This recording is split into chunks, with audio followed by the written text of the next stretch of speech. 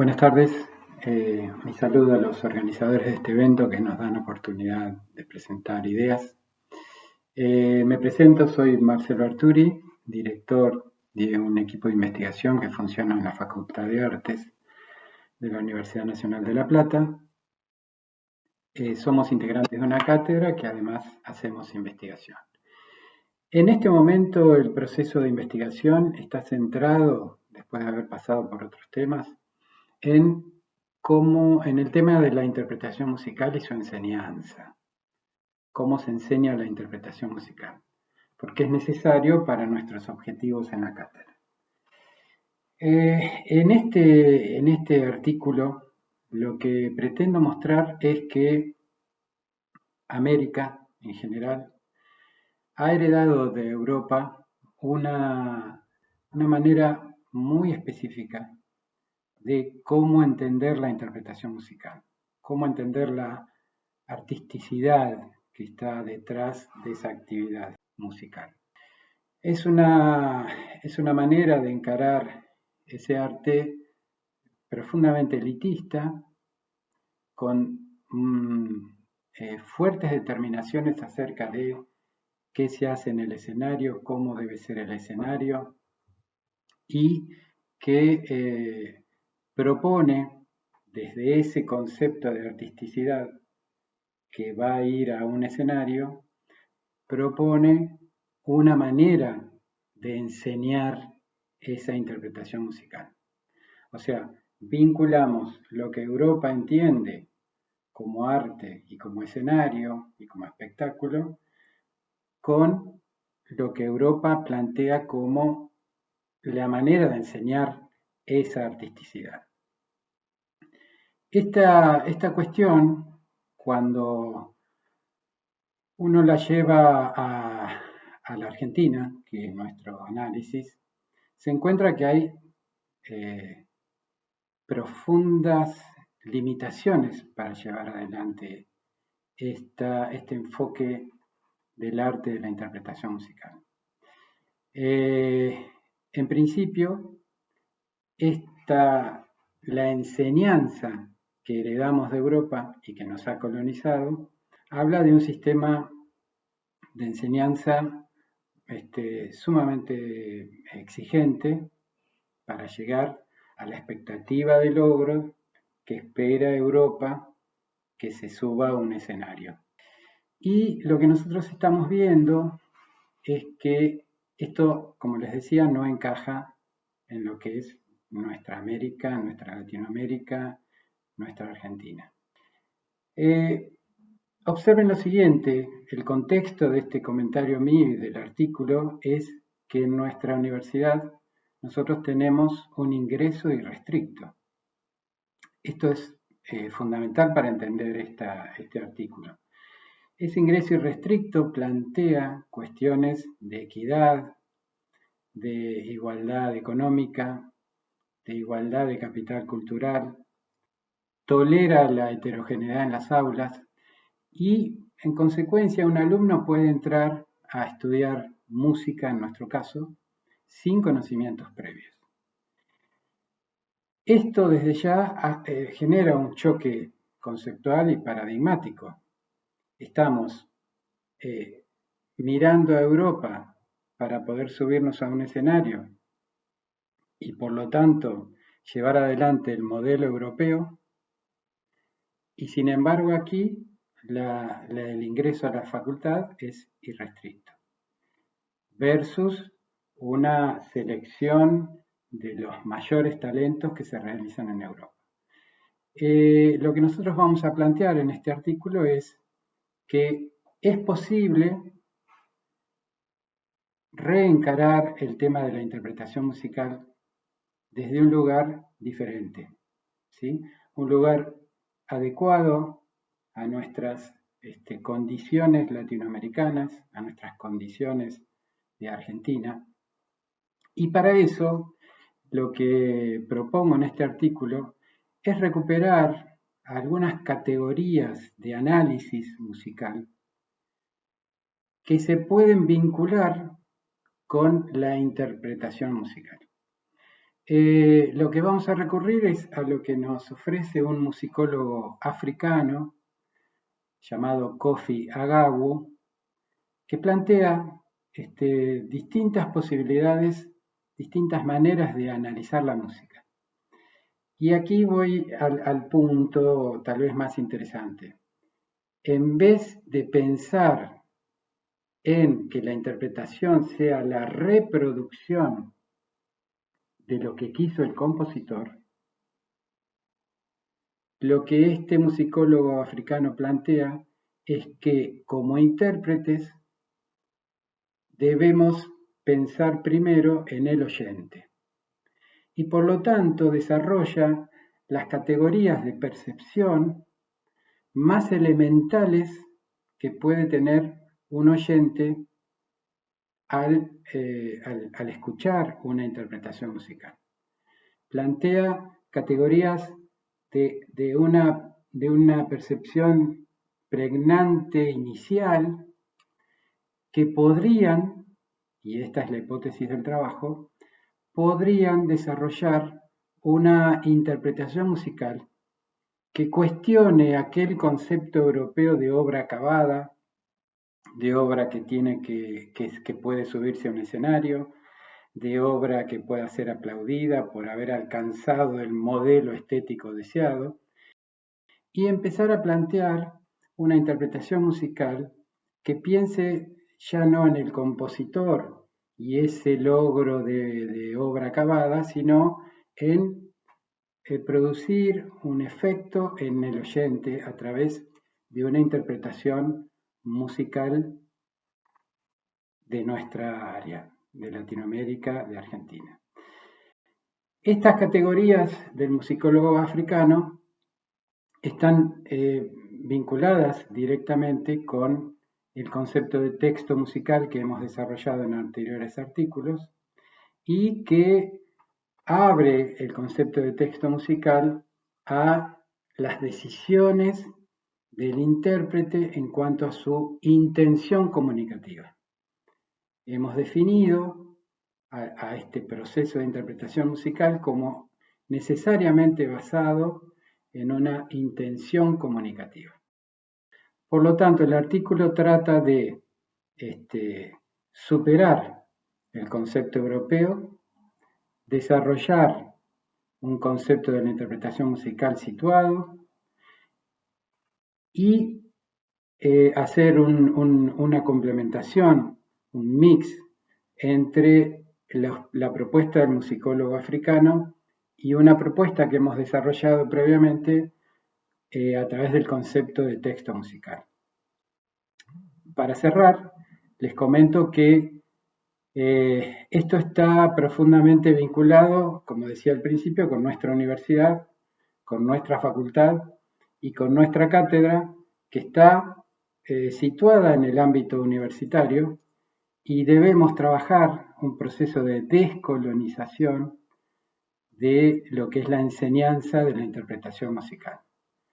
La propuesta que estamos haciendo desde la cátedra para este proceso de descolonización musical es esto que estamos planteando, que entendemos que puede ser un paso interesante para que los alumnos de las carreras de dirección orquestal, dirección coral y composición de la facultad tengan ya no una expectativa de obra acabada planteada por el modelo europeo, sino una expectativa de desarrollar la interpretación musical dentro de parámetros ahora diferentes y que pretendemos sean descolonizadores. Muchas gracias.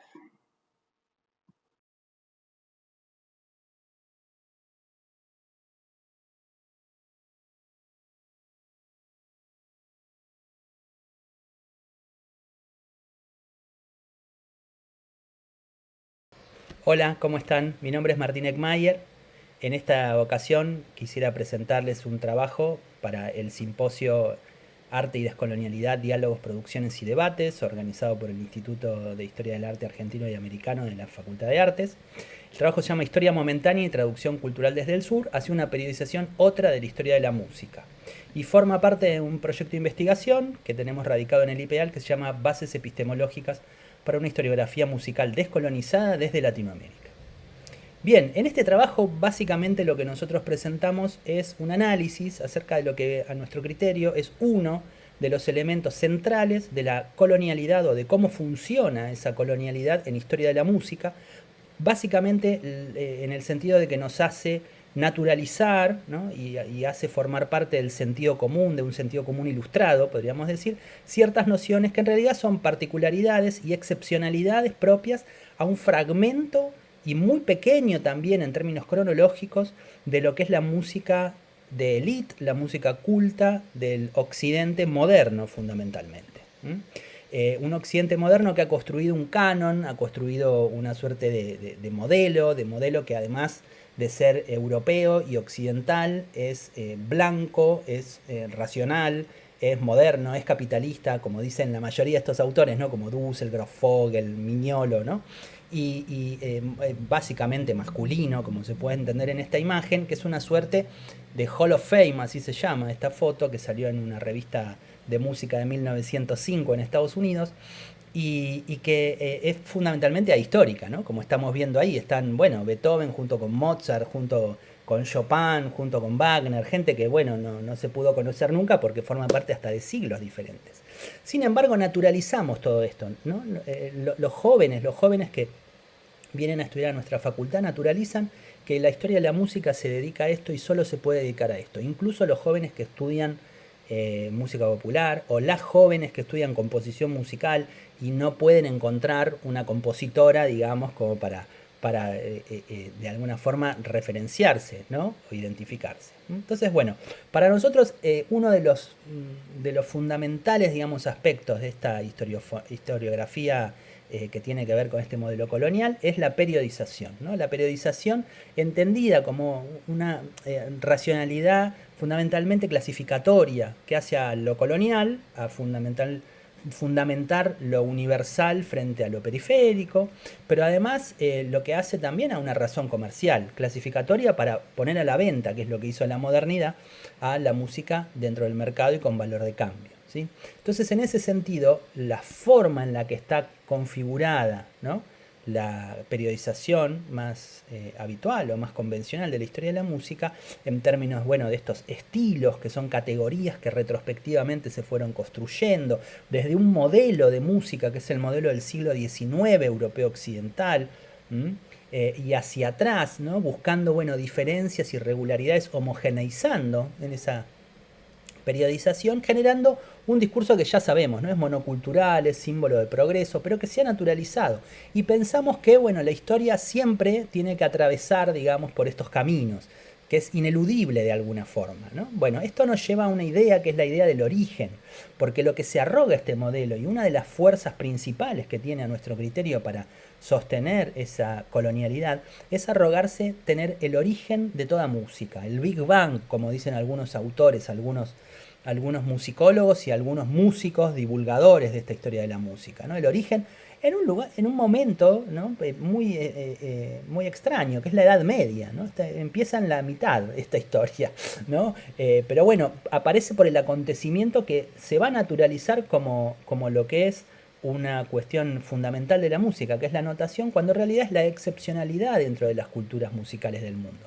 Para la mayoría de las culturas musicales del mundo, anotar la música no es lo habitual y lo convencional, sino que es transformarla y memorizarla y recuperarla para transformarla y hacer algo nuevo, ¿no? Pero esta anomalía de Occidente, que es anotarla a partir del siglo IX, se volvió el sentido común de lo que es la música, ¿no? En las frases como tocar por música lo podemos ver así, ¿no? Donde las notas y lo que está en el papel parece que es la música cuando no lo es.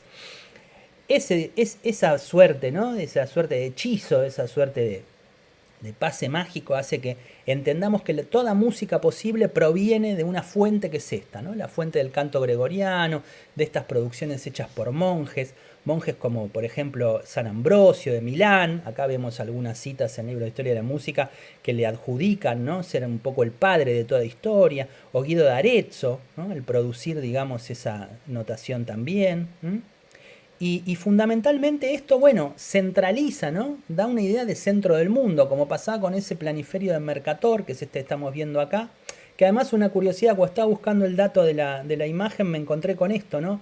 En la web, que parece que Mercator, según el que escribió esto en internet, contribuyó al campo de la musicología. Interesante. ¿Por qué? Por medir. Bueno, porque la idea de música que subyace acá es una idea totalmente, digamos, extravagante para el resto de las culturas del mundo, que es que la música es el arte de medir, es el arte de la proporción, ¿no? El arte que tiene que ver con la armonía y sobre todo a partir de alturas muy puntuales, ¿no? Y muy recortadas, que tienen que ver con lo que le llamamos las escalas o le llamamos los acordes, ¿no? Entonces, de alguna forma, ¿no? Cuando nosotros decimos, bueno, ¿cómo podemos descolonizar esta historia? ¿Sí? ¿Cómo podemos hacer una inversión carnavalesca con las periodizaciones? ¿Cómo podemos intentar de alguna forma corrernos de esta monocultura lineal, ¿no? Y tratar, en términos de lo que dice Boaventura de Sousa Santos, hacer una historiofonía de las emergencias, tratar de que, bueno, salgan a luz todas esas cosas silenciadas, ¿no? Y menospreciadas por este modelo que naturaliza lo que es excepcional, que pone en el centro lo que debería ser la periferia, en realidad. Bueno, ahí nos encontramos con, bueno, la necesidad de trazar otros recorridos. Yo, ya que estaba con el mapa de Mercator, quise apelar a este otro mapa, el mapa de Enricus Martellus, que usa Enrique Dussel, ¿no? Para hablarnos en general de cómo no es el centro del mundo Europa Occidental, ¿no? Sobre todo en el siglo IX, donde se lo hace comenzar, digamos, a toda historia musical. Sino que Europa Occidental es la periferia, es un rinconcito, ¿no? Un rinconcito muy perdido y muy desconectado del resto del mundo, en realidad, ¿no? Si nosotros ponemos un mapa del sur global, yo elegí que es un mapa de una proyección desde la Antártida y de la Argentina bicontinental, ¿no? Pero esto sería un mapa del siglo IX en términos de música. Y ahí Europa Occidental tampoco juega, ¿no? En ese universo sonoro. Y juegan otras cosas que no son ni las escalas, ni las proporciones, ni la grafía, ni la partitura, sino que tienen que ver con estas otras cuestiones, ¿no? Los ruidos fundamentalmente, ¿no? Lo que hace a los tránsitos, a los recorridos, a las interconexiones, a las redes, hablamos nosotros en el trabajo, transculturales, ¿no? Que unen diferentes formas de prácticas, ¿no? Por ejemplo, esta es una música del siglo IX, estrictamente contemporánea a ese canto primigenio que según Occidente es la primera música de la historia, ¿no? Esta es la música que se toca en el pipa, en China, y se tocaba en la dinastía Tang, en ese siglo, en el siglo IX, y se remontaba a la dinastía Han, esta práctica musical que es el comienzo de nuestra era, ¿no? Casi 1000 años antes. Al mismo tiempo también hay una continuidad en el noroeste de China, y Kazajstán, y Mongolia, que es el uso, por ejemplo, de este otro instrumento emparentadísimo con el anterior, con la pipa. Este es el dutar, que lo tocan los uigures, o lo tocan también los uzbekos, más hacia el Asia Central. ¿Por qué? Porque esta es una red transcultural, ¿no? Que fue llevando formas de toque, formas de pensar y de concebir los instrumentos. Muchos dicen que desde Persia, por eso en Persia encontramos, ¿no? El instrumento que tal vez mejor representa o mejor deriva, ¿no? de estas formas más ancestrales, que es el oud. Y si acá se escucha, hay un manejo del ruido, un manejo de las transiciones, de los espacios interseccionales, diría, por ejemplo, este autor, Omibaba, ¿no? Que habla de los espacios in-between de la cultura. Bueno, estas son músicas que se ubican en eso. Por supuesto que lo persa y lo árabe fue a parar a la península ibérica, porque el siglo IX es también el siglo de Sir Diab, este músico andalusí, pero que había nacido en Bagdad y se había ido a trabajar a Córdoba y había llevado el oud, ese instrumento que escuchábamos recién, del cual deriva la guitarra, desde la guitarra morisca, y se llevó los modos de toque y los modos de pensar en el ruido, en los rasguidos, ¿no? Y en esos sonidos percusivos que nada tienen que ver con la armonía, con la proporción. Y por supuesto esto tiene una deriva transatlántica y llega hasta, bueno, nuestra región. Estas son las jaranas de Veracruz, en la costa del Golfo de México, en ese Caribe afroandaluz, como dice Antonio García León. Entonces, bueno, estas no son casualidades, ¿no? Sino que son formas transculturales que configuran otros cánones, ¿no? Miren, son todas mujeres además, por si faltaba algo, que encontramos tocando estos instrumentos. Entonces, si nosotros sacamos una foto del siglo IX, si analizamos ese momento, ¿no? Y nosotros por eso queremos proponer una historiofonía, no historiografía, y momentánea, ¿no? Que uno accede a un momento y dice, analicemos el siglo IX, muy bien.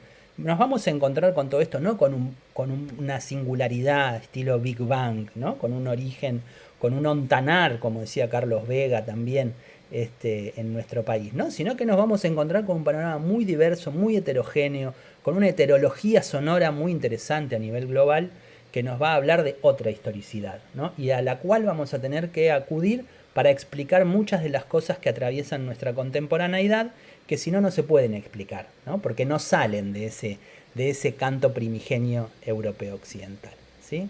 Entonces, bueno, de alguna forma nosotros lo que queríamos plantear era esto, ¿no? Revisar las periodizaciones no implica ampliar lo que entendemos, ¿no? Por barroco, por renacimiento, sino hay que correrse esa línea de tiempo a nuestro criterio, hay que incorporar otras formas de pensar la temporalidad, que además deben resistir cierta heterogeneidad y cierto conflicto, y fundamentalmente empezar a considerar, digamos, otras formas de acceso a la historia que eviten pensar en los orígenes, porque pensar en los orígenes nos lleva a ese paradigma colonial. Bueno, lo cierro aquí porque ya se me hizo muy largo y espero que nos podamos ver luego y discutir en el simposio. Gracias.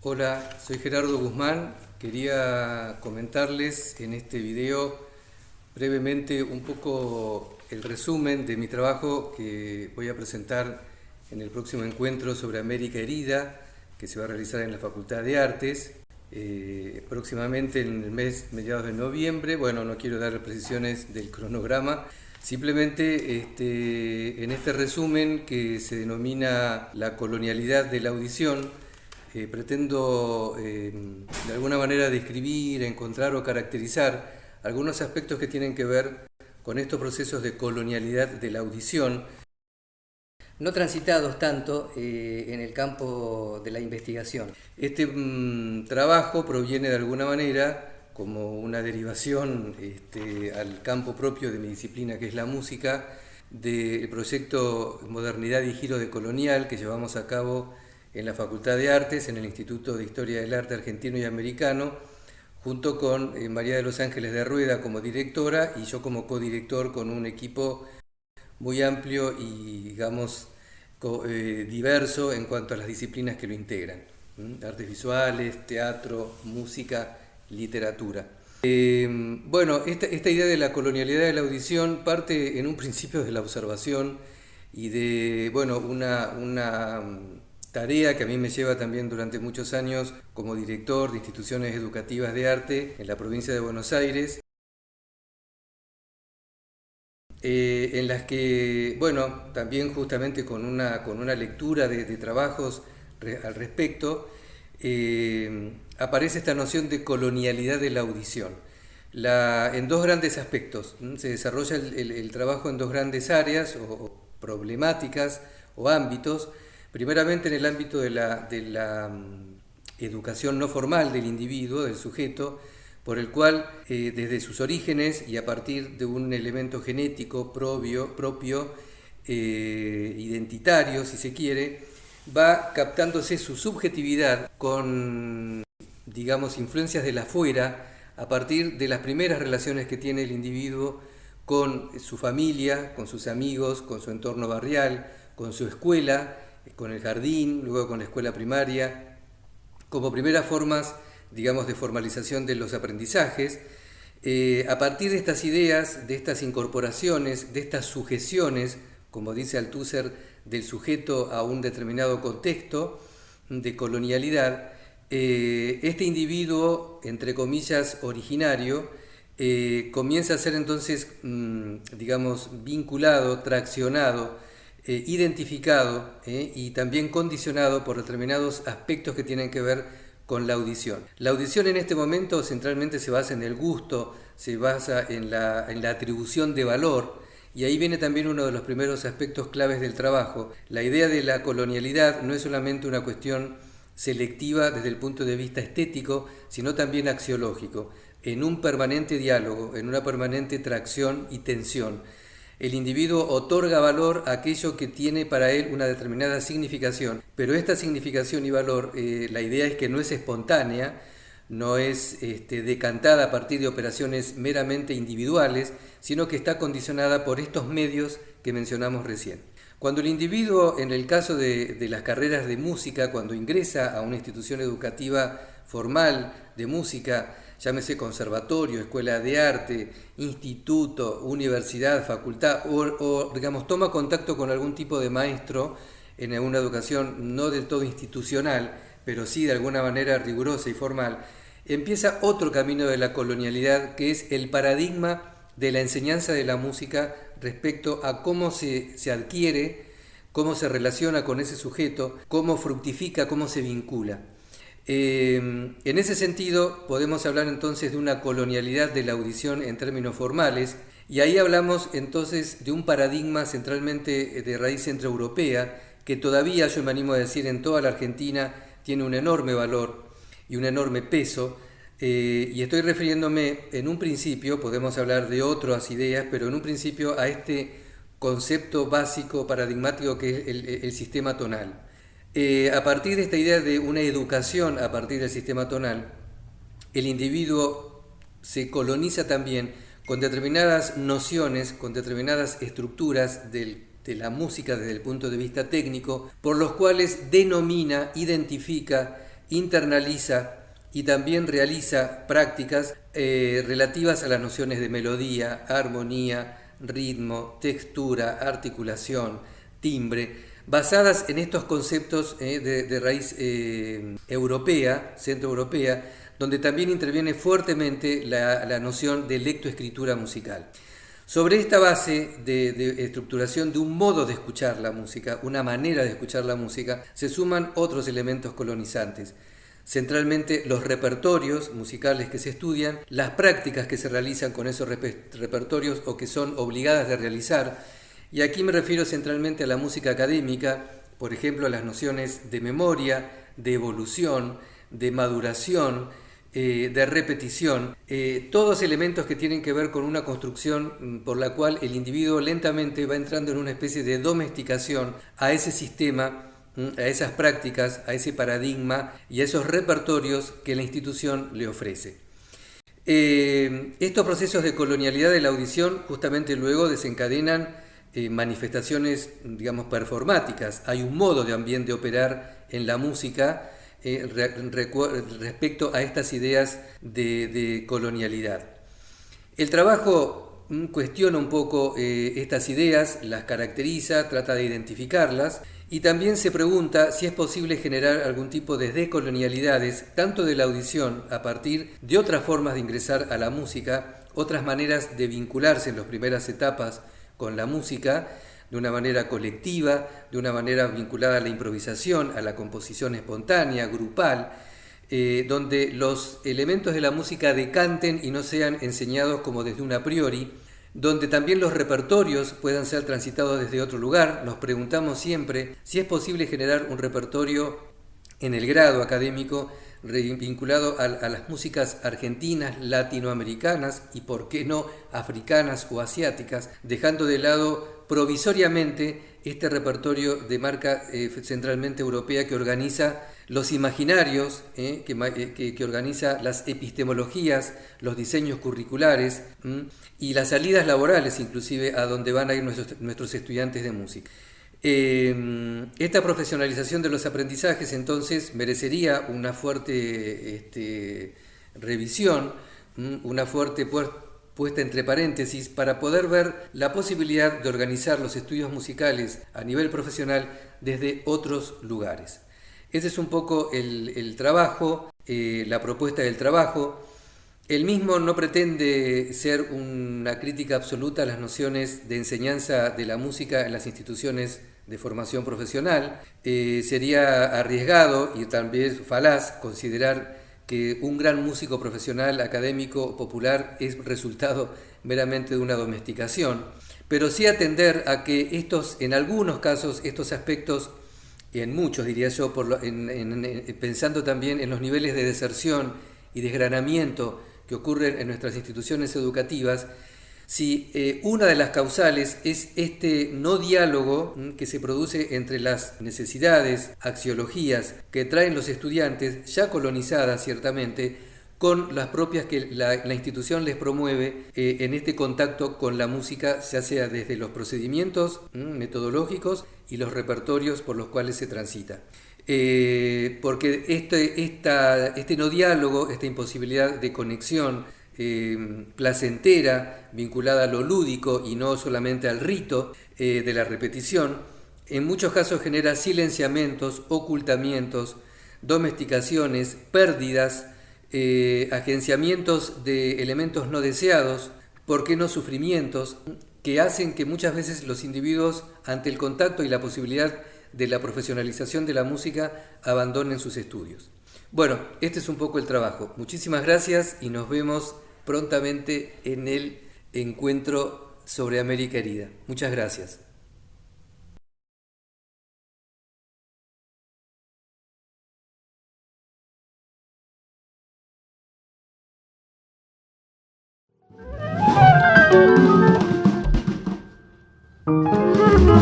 Hola, ¿qué tal? Mi nombre es Luis Menacho, soy compositor y pianista argentino nacido en la ciudad de La Plata. Quiero hacerles una invitación a compartir una experiencia. Para mí, como artista, el concepto de arqueología está directamente vinculado a la creación y a la interpretación. Vale decir, esta actitud frente a las cosas que nos hace interrogarnos acerca de su origen, desenmarañar esos sentidos que aparecen escindidos y desplazados, traerlos nuevamente a la luz. Quiero compartirles una experiencia que realizamos con el grupo que teníamos con 3 músicos más hace unos años, Clan Ensamble, una agrupación dedicada al repertorio contemporáneo, al repertorio experimental de tradición escrita, frente a una obra, la obra Procession del compositor alemán Karl-Heinz Stockhausen. Esto ocurrió en el año 2011, el registro de esta pieza en un CD, y que hoy cumple 10 años ya.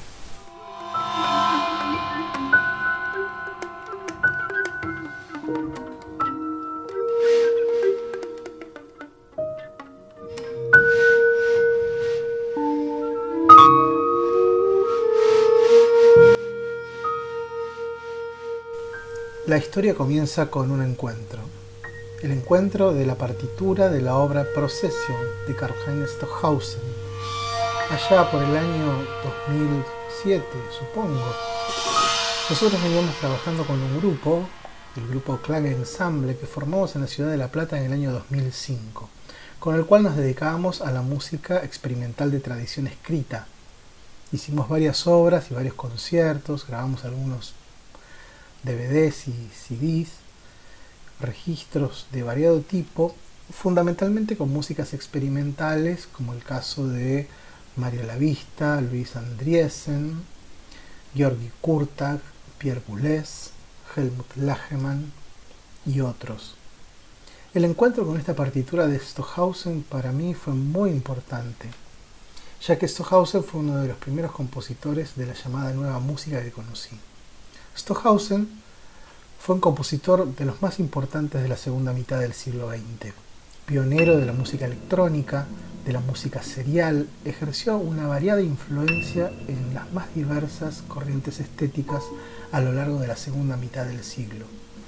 Numerosos músicos dentro de la tradición escrita y experimental, también, podríamos decir, se vieron influenciados por sus renovadoras ideas, entre otras cosas, a partir de lo que él llamó no solamente la música electrónica, sino también hacia esta época la llamada música intuitiva. Esta música intuitiva se basaba fundamentalmente en una música organizada a partir de una improvisación colectiva. Esta obra, Procession, tuvo una grabación oficial en el año 1967 en Nueva York con el grupo con el cual Stockhausen trabajaba en ese momento. Una obra donde participaron Alfred Allings y Rolf Gerhardt en tam-tam, Johann Frisch en viola, Harald Boyer en electronium, uno de los primeros instrumentos electrónicos que existieron dentro de la música de la posguerra, y Alois Kontarski, un pianista que trabajó con Stockhausen y con muchos compositores de la vanguardia. Stockhausen, por lo pronto, trabajaba ahí en esa obra, básicamente en lo que fue el diseño de la pieza y en el accionamiento de los filtros y los potenciómetros de la parte de amplificación. Podemos ver la primera portada del disco de esta versión de 1967, o sea, es la grabación de la obra de ese encuentro. Una obra que, por supuesto, ha tenido una partitura, que fue la partitura que yo encontré aquí en la Argentina, en unos rezagos que habían quedado de una vieja casa de música en Buenos Aires. Esta partitura, editada por la editorial vienesa Universal Edition, podemos ver aquí donde están los músicos junto con Stockhausen. Y bueno, básicamente esta partitura consiste en un conjunto de pautas para la improvisación. Pensemos que son músicos que venían de la tradición clásica, de la tradición experimentalista europea, de la década del 60. Y dentro de esta partitura podemos ver algunos de los instrumentos que utilizaban Harald Boyer, por ejemplo, con el electronium, o con el tam-tam, que utilizó Stockhausen también en otras obras, como en la microfonía, Alois Kontarski, ¿no? Ciertas fotos extraídas de lo que fueron los documentos de la grabación, del registro en vivo. La pequeña consola con los potenciómetros y el gran tam-tam, que fue protagonista de varias obras en esta época. La partitura, como podemos ver, la parte de piano de Stockhausen, de Procession, con algunas indicaciones de las intervenciones de otros instrumentos. Acá vemos que es algo muy elemental, donde está básicamente cifrado ciertas variaciones más o menos de ciertos parámetros musicales que se deben hacer sobre un material que son las propias obras de Stockhausen que había compuesto hasta ese momento.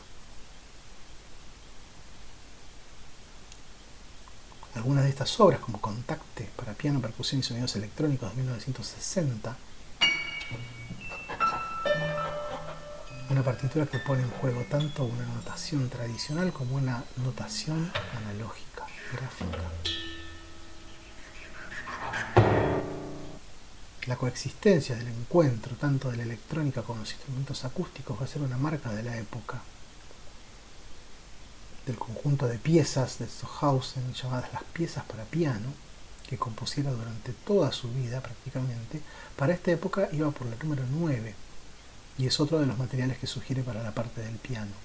La famosa pieza de la Klavierstück 9, que comienza con un famoso acorde por cuartas yuxtapuestas.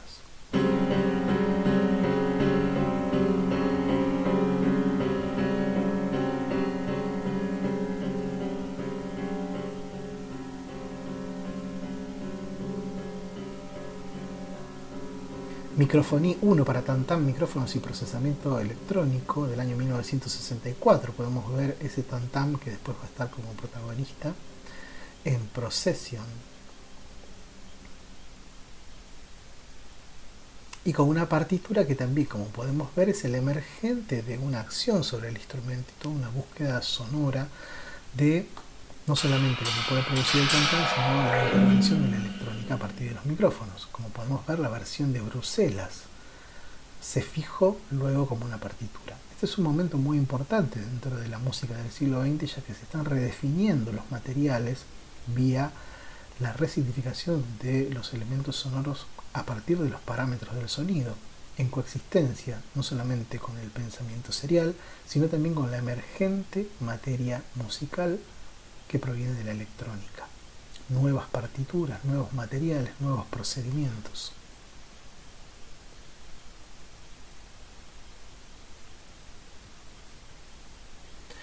Nosotros tomamos algunas obras posteriores a Procession, ya que el propio Stockhausen dice que en el futuro pueden utilizarse otras piezas para la realización de su obra, ya que esta pieza parte, digamos, como propuesta en el trabajo sobre sus obras algunas de las cuales ya había compuesto hasta ese momento, pero también en la previsión de que se puedan agregar piezas compuestas a futuro. Una de las obras más famosas, si se quiere, de Stockhausen es Zodíaco, Tierkreis, 12 melodías de las estrellas, donde hay una melodía con un acompañamiento a una melodía de 2 voces vinculada a cada signo del zodíaco. Nosotros tomamos como material para esta obra, que es una obra inusualmente melódica, podríamos decir, de Stockhausen, al menos como para la época, Leo,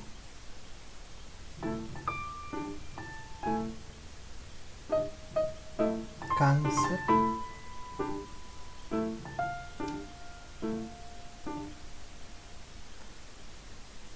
que nos proveyó de materiales armónicos y melódicos para una elaboración dentro de toda la versión de Procesión. Esta obra estuvimos ensayándola durante aproximadamente 6 meses en una casa en Villa Elisa, en las afueras de la ciudad de La Plata, buscando la forma sonora de la pieza a partir de los materiales y los elementos y procedimientos provenientes de las obras de Stockhausen y elaborándolas en una nueva forma sonora.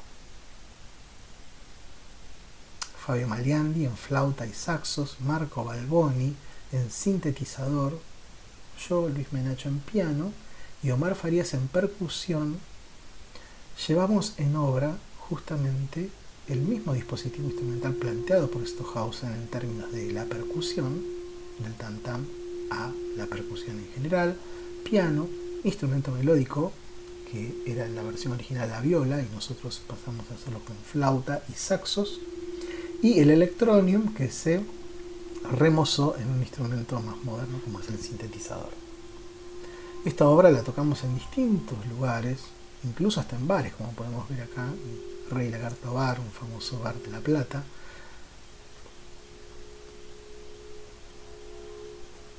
Buscando ampliar también ciertos espacios de circulación de la nueva música. Tiempo después, para gran alegría, pude ver en este mismo bar que se hizo Teatrice, una obra de Cornelius Cardew, también que pone en juego la improvisación, y bueno, Cardew, como sabemos, un alumno de Stockhausen. La recepción del público siempre fue bastante sorprendente, digamos, ¿no? O sea, la versión que nosotros tocábamos dura 41 minutos, tocada toda de corrido.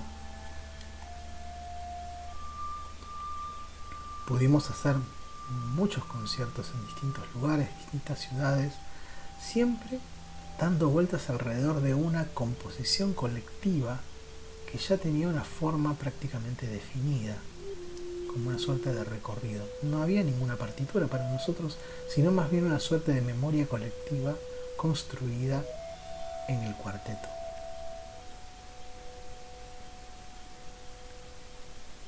Finalmente hicimos el registro sonoro en los estudios B&M de La Plata con el ingeniero de sonido Fernando Chalup, y fue grabada en una sola toma de corrido.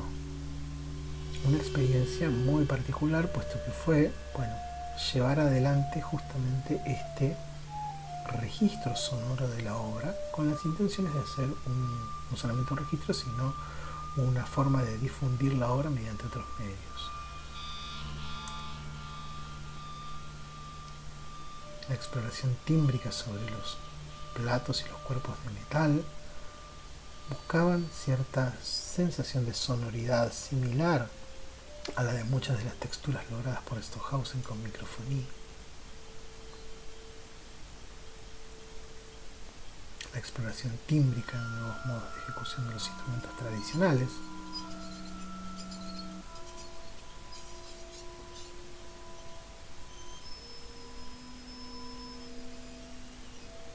Y finalmente este registro sonoro llevado a un formato de CD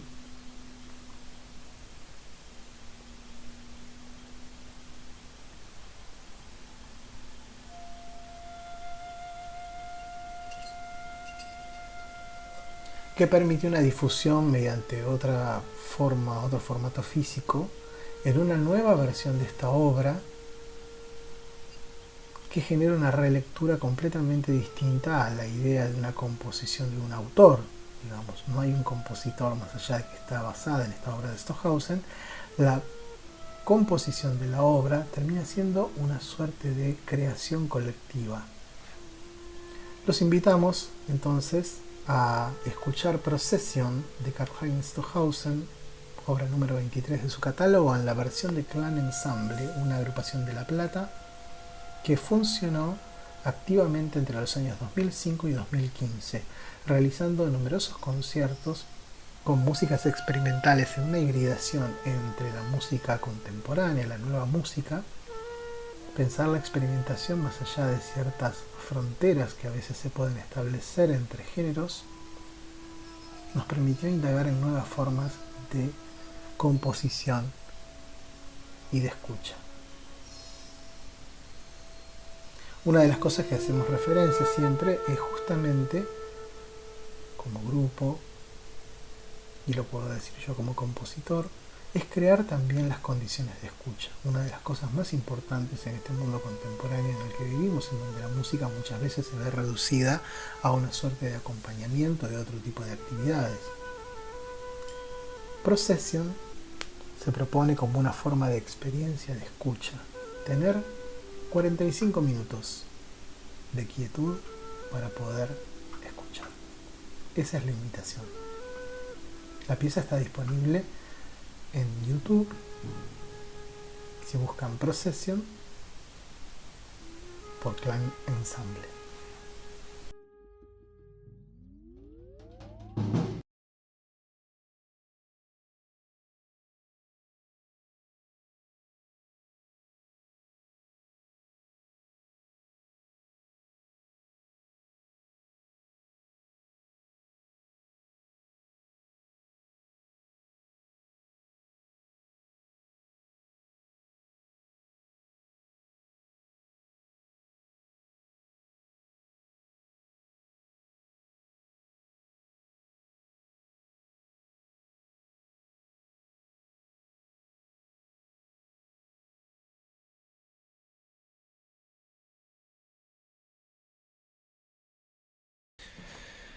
Buenas tardes a todas y a todos.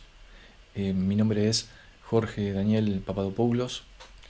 Soy profesor de la Facultad de Artes en dos cátedras, en Introducción a la Producción y Análisis Musical, cuyo titular es Daniel Berinche, y en la cátedra de Acústica Musical, cuyo titular es Gustavo Basso. Además soy doctor en Artes por esta facultad. Y quiero agradecer en primer lugar al comité organizador por permitirme exponer en esta oportunidad en formato de video. El núcleo central del trabajo tiene que ver con la formación pedagógica, instrumental, en las instituciones que conocemos como conservatorios. En el caso de esta investigación he tomado el primer conservatorio de la provincia de Buenos Aires, fundado en el año 48 y empezó a funcionar en el año 49, 1949, acá en La Plata precisamente. Hoy se conoce como el Conservatorio Provincial de Música Gilardo Gilardi, y se fue expandiendo en el territorio este modelo, este tipo de institución durante el transcurso de los años subsiguientes a toda la provincia. Hoy son 19 conservatorios que sostienen este modelo. También tomé la guitarra como instrumento, testigo si se quiere, en principio porque fue parte de mi formación personal, pero además que es, junto con el piano, los instrumentos más elegidos por los chicos, por los estudiantes y los estudiantes al momento de seleccionar un instrumento con el cual hacer música en estas instituciones. Con lo cual, los alumnos a lo largo de la historia podemos contabilizarlos por decenas de miles que han tenido este tipo de formación. El modelo conservatorio, a su vez, proviene de modelos precisamente europeos, centralmente europeos, copiando programas, copiando autores, copiando, bueno, en términos de colonialidad creo que es un caso, un ejemplo muy claro de cómo el pensamiento, la matriz de pensamiento europeo tiene un impacto directo en este tipo de formación. Recordemos que autores como Chopin, Bach, Beethoven, Mozart, etcétera, etcétera, digamos, por citar solamente algunos reconocidos, forman parte de los autores, podemos decir, obligatorios que tiene que transitar quien se forma en estas instituciones. Pero no solamente en términos de autores y de obras, podemos mencionar esta cuestión de la colonialidad y la pedagogía instrumental, sino también a partir de los autores teóricos que sustentan esta formación. Y en ese sentido tenemos dos partes para abordar en este trabajo que presento hoy. En principio, lo que denominamos como programas de estudio. ¿Qué son los programas de estudio? Es el repertorio y el entrenamiento, por llamarlo de alguna forma, aunque suene lejano al arte, el entrenamiento, que el estudiante tiene que transitar para poder avanzar en la carrera. Voy a dejar algunos ejemplos a continuación para verificar de qué se trata un programa de estudio. Reitero, entonces, está el repertorio, o sea, los autores que tienen que tocar y las obras que tienen que tocar, y por otra parte, las ejercitaciones que le permiten obtener ciertos movimientos para abordar ese repertorio. Dejo a continuación algunos ejemplos en gráficos para que ustedes lo puedan ver.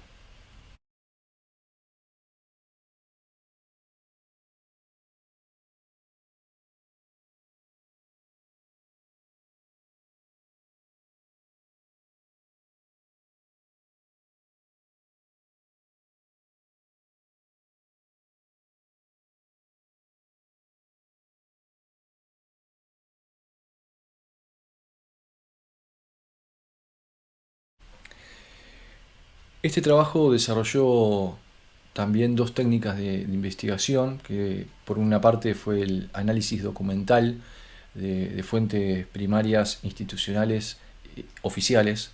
En ese sentido se recopilaron casi 20.000 fojas y documentos, digamos, para poder certificar en términos de lo oficial que obra en la institución, un estudio histórico, digamos, sobre esa fuente, y además con entrevistas en profundidad en casos paradigmáticos, ¿sí? Docentes, exalumnos y demás que tuvieron muchos años de trayectoria y aún la siguen teniendo en esta institución. El marco teórico que utilizamos para este trabajo básicamente proviene de la llamada teoría crítica, con Adorno, Horkheimer, Benjamin y Marcuse como referentes, autores latinoamericanos también como Juan Hacha, Adolfo Colombres, Ticio Escobar, Alicia Entel, Daniel Belinche, Enrique Dussel, y autores también mencionados en este simposio como Walter Mignolo y Suma Palermo. Durante los años de estudio en esta carrera, en este modelo conservatorio, tenemos dos tipos de autores, dos grupos de autores, mejor dicho. Aquellos que escriben ejercitaciones o estudios directamente en una partitura que el estudiante va tocando a través de los años de estudio, digamos, graduadas además prácticamente en forma única por la dificultad técnica. Es decir, existe un proceso de acumulación técnica que sería una especie de acumulación de mercancía y que atrás de esa acumulación de mercancía además se esconde una especie de fetiche. Cuanto mejor técnica tenga el estudiante, mejor alumno es, mejor música va a poder hacer. Ese es un pensamiento que que lo notamos claramente en el modelo analizado. Y por otra parte, existe otro grupo de autores que, además de escribir esos mismos estudios o ejercicios musicales, donde hay que producir música, digamos, además escriben texto. Y estos son los autores que nos interesaba abordar para este trabajo. Y de esos autores hay dos que se destacan por su gran cantidad de texto producido. Uno es Abel Carlevaro, un uruguayo nacido durante el siglo XX, al principio del siglo XX, y un contemporáneo de él también, Emilio Pujol, es un autor español. En el caso de Carlevaro produjo varios textos, pero quizás el más destacable es Escuela de la Guitarra, exposición de la teoría instrumental, donde él vuelca todo su pensamiento pedagógico para abordar este instrumento. Y el otro es Emilio Pujol, como decía hoy, que escribió un texto que se llama Escuela Razonada de la Guitarra. Ya el término razonada nos remite a un pensamiento positivista, a un pensamiento donde el estudiante es un ser neutral, sin pasado, sin historia, sin deseo, que aborda el instrumento de manera neutral, y que se puede distinguir claramente cuáles son las dificultades técnico-mecánicas que tiene que resolver. Así que, a modo de conclusión, digo, se abren preguntas a todas estas cuestiones, hacia dónde, qué significa formar instrumentistas hoy en Latinoamérica, en Argentina en este caso, qué mirada podemos tener desde una nueva epistemología que permita construir una diversalidad en la formación, no universalidad, digamos, este pensamiento europeo de lo universal, sino en una mirada de la diversidad que existe en nuestros estudiantes, de la diversidad que puede existir en la mirada del arte desde Latinoamérica y situada en este contexto específico, en esta mirada de una institución que se ha cristalizado en el tiempo y se ha consolidado con autores teóricos y musicales que conforman realmente un núcleo duro, a veces difícil de debatir y de discutir. Es decir, hacia dónde vamos en la formación artística en este modelo es una pregunta que siempre es interesante dejar abierta.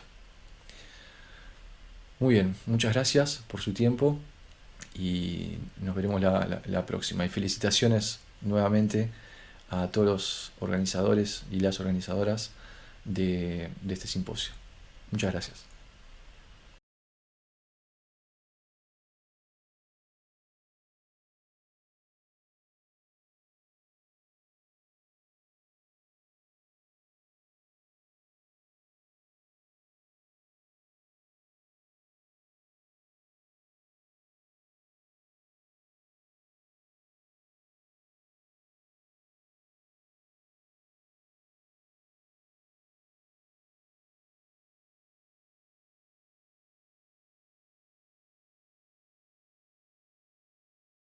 Buenas tardes, mi nombre es Bea Ramaciotti, soy docente de la Facultad de Artes del Seminario Optativo en Comunicación Visual, que es para alumnos de diseño multimedial, artes plásticas y artes audiovisuales, y lo que les voy a presentar hoy acá es un trabajo que vengo realizando con ellas y ellos durante unos años, que se trata de un banco de imágenes. Voy a compartir pantalla para que ustedes puedan seguir mi conversación y ver algunos temas. De acá banco. Se trata, este trabajo, esta producción que hago con ellos y ellas, se trata de poner a la mirada en la mira.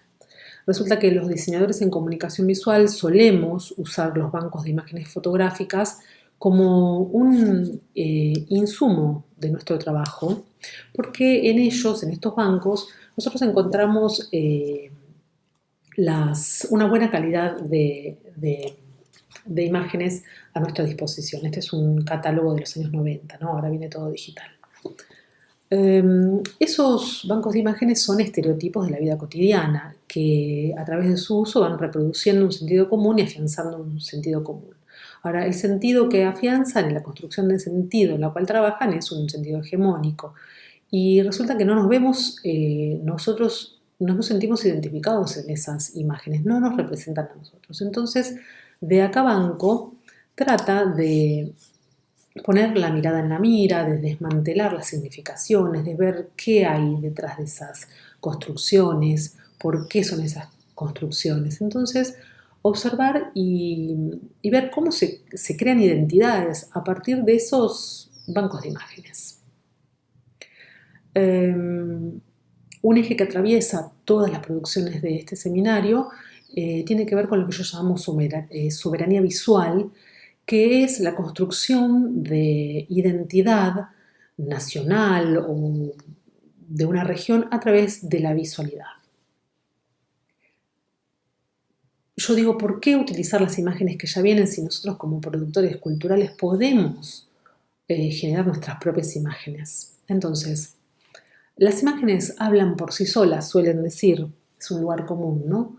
Pero ¿es realmente así? Yo le pongo signos de pregunta. En realidad, nosotros le ponemos voz a las imágenes. Eso quiere decir que en un banco de imágenes, esas imágenes ya están habladas por otros. Entonces, la idea es poder crear nuestras propias imágenes, nuestro De Acá Banco.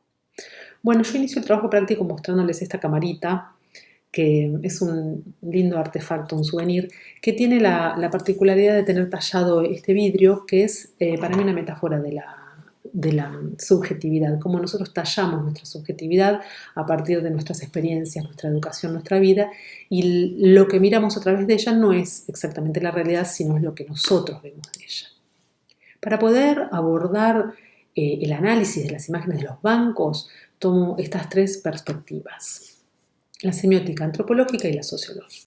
Desde la perspectiva semiótica, como diseñadora en comunicación visual no puedo obviarla, ya que cualquier imagen está llena de códigos a ser decodificados, signos significantes, ¿no? Entonces, el cuerpo de las personas que siempre aparecen en estas imágenes que vamos a tomar, la edad, el género, la expresión, el aspecto, todo es un signo de algo, todo está comunicando algo. Desde la perspectiva antropológica incorporo dos categorías que me interesan, que son la kinésica y la proxémica, que tienen que ver con el lenguaje del cuerpo. La kinésica es el lenguaje del cuerpo, lo que me dice la actitud, la postura, el movimiento. Y la proxémica tiene que ver con la relación de los cuerpos en el espacio y con la relación de los cuerpos con otros cuerpos. También incorporo la perspectiva sociológica con Silvia Rivera Kosikansky, que dice algo que me resulta muy interesante. Desde una perspectiva sociológica nos familiarizamos para luego tomar distancia. Nos desfamiliarizamos, tomamos distancia. En cambio, la perspectiva antropológica es la observación participante, familiarizarse para entender. Desde la sociología hay una desfamiliarización, una toma de distancia. Bueno, voy a ser textual con una frase de Silvia Rivera Kosikansky que dice: la descolonización de la mirada consistiría en liberar a la visualización de las ataduras del lenguaje. Y esto me resulta sumamente relevante porque nosotros a este trabajo de descolonización de la mirada tenemos que ir como un paso más atrás y pensar en cómo estamos nombrando a esas cosas que estamos viendo, ¿no? Porque ahí también estamos dejando toda una carga de colonialidad. Ella dice que desde la colonialidad las palabras no designan sino que encubren. Y cuenta el caso de Bolivia que en la fase republicana con las ideologías igualitarias había que recortar derechos. Entonces, ¿cómo se comunicaba eso? Con eufemismos, ¿no? Entonces, las palabras no designan sino que encubren. Los cuatro ejemplos, las cuatro categorías que analizamos del banco son las de familia, trabajo, vacaciones y entretenimiento. En el caso de las familias, las típicas imágenes que nos aparecen son estos estereotipos de la familia nuclear, todos rubios, todos blancos, heteronormados, y el padre que protege, el niño que se parece al padre, la niña se parece a la madre, todos pegados, blancos y felices. En el caso de las vacaciones aparecen los lugares típicos que son la playa o lugares, grandes ciudades europeas, la pareja otra vez heteronormada.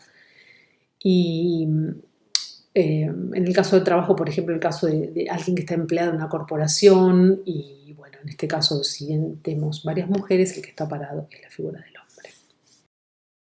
Entonces ahora lo que voy a mostrarles es el trabajo en sí que estoy realizando con ellos, que se llama De acá abajo.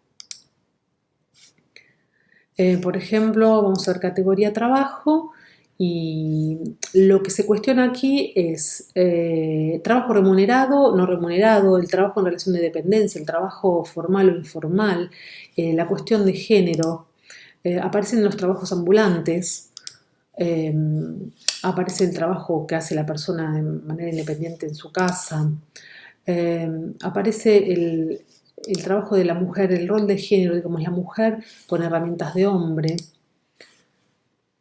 la mujer en la construcción, el vendedor ambulante que se arma el puesto en la calle, el trabajo doméstico que no es reconocido, las tareas de cuidado, el padre dando de comer a un chico, que es una situación también que se da. El trabajo del arte, ¿no? Cuando aparecían estas imágenes, había ciertos cuestionamientos. Algunos creían que se trataba de entretenimiento y no, estaban puestas como categoría de arte, el vendedor ambulante. No me puedo detener mucho tiempo en cada una porque hay varias categorías. Familia, por ejemplo, en el caso de la familia se cuestiona la heteronorma, las personas que aparecen son más representativas de nosotros, una familia también puede ser una mascota, una familia también puede ser un niño o niña con padres de un mismo sexo, una familia también es la abuela, una familia en cuarentena que tiene que usar 3 mates, y bueno, otras caras y otras casas y otros contextos, ¿no? Si vemos vacaciones también, son vacaciones de acá, lugares propios que nos identifican, salir de vacaciones con el perro, armar nuestra carpa o quedarnos adentro de casa mirando una película. No solo se trata de ir a París. Y también en entretenimiento, por ejemplo, aparecen la lectura de algo nuestro, Mafalda, pescar, otra piel y otro color de piel y otro contexto también, ¿no? El barrio, el metegol, otros cuerpos, otros puntos de vista del entretenimiento electrónico. Y por último les muestro la categoría belleza, que también, bueno, aparecen otros cuerpos, otras pieles, otros puntos de vista de esos mismos cuerpos. La piel de la mujer con vello, la belleza del vello, y pieles con arrugas, pieles con marcas, digamos. Aparecen otras cosas distintas a las que estamos acostumbradas a ver en estos bancos de imágenes tan estereotipados. Bueno, esta producción se trata entonces de descolonizar la mirada, parafraseando a este afiche que tengo acá, todo impreso es político, bueno, toda imagen es política, toda representación es política y nosotros como trabajadores de la cultura debemos construir soberanía visual. Muchas gracias.